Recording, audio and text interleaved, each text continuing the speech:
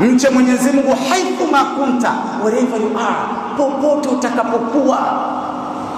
Wewe mche Mwenyezi Mungu. Wewe ambaye ni mwalimu wa madrasa, uko chuoni, wanafunzi hawapo, mche Mwenyezi Mungu. Maana yake muogope Mungu pale pale ulipo. Kwa vipi? Kwa kuleta adhkar, kwa kusoma Qur'an, kwa kumkumbuka na kufanya vile vilivyo vizuri.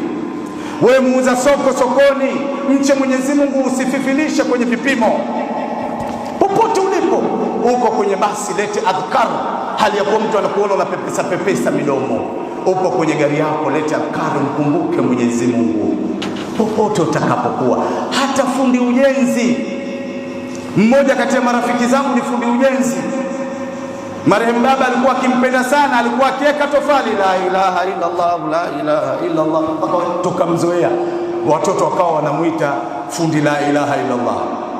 Tazama jinsi ilivyokuwa. Ittaqillah haythu ma kunta wa atbi'i sayyi'ata hasanatan. Kwa sababu sisi tumeumbwa na udhaifu, tukosea. Sasa ukikosea ufanyeje? Ukifanya ovu, lete jema, tamhuha, lile ovu litafutwa na jema.